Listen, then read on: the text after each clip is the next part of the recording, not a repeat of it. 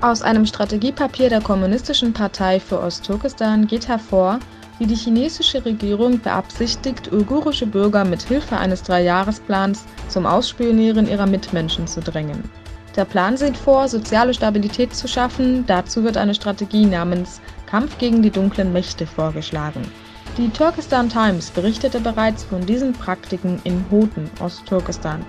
2 Beamte der chinesischen Regierung zwangen die Bewohner der Stadt zu einer Versammlung, bei der einige eine Auflistung scheinbar begangener Straftaten enthielten, die sie zum Ausspähen ihrer Mitbürger drängen sollte. Der Berater des amerikanischen Außenministers John Stiglitz äußerte zu dem S-400-Abkommen der Türkei mit Russland, dass Trump entschlossen sei, wirtschaftliche Sanktionen über die Türkei zu verhängen. Die Türkei werde diesen nicht gewachsen sein und somit gezwungen, den Internationalen Währungsfonds um Hilfe zu bitten.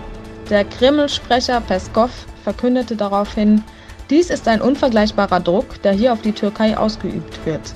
Wir sind erfreut über die ernsten Absichten und den unerschütterlichen Standpunkt des Präsidenten Erdogans.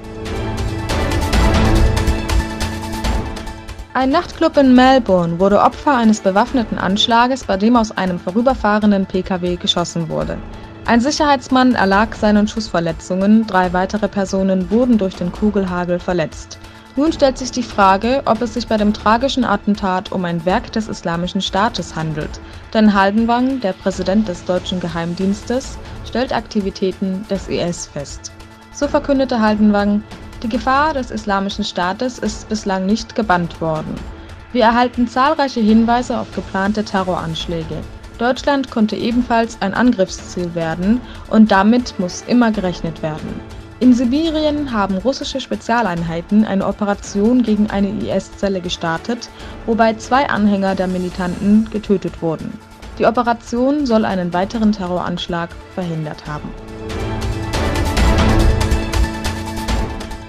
Die Armee des Nationalen Übergangsrates in Libyen bestätigt den Abschuss eines Kampfflugzeugs des libyschen Militäroffiziers Khalifa Haftar. Der General führte am 4. April eine Offensive zur Zurückgewinnung von Trablus durch, daraufhin entfachten heftige Proteste der Übergangsregierung.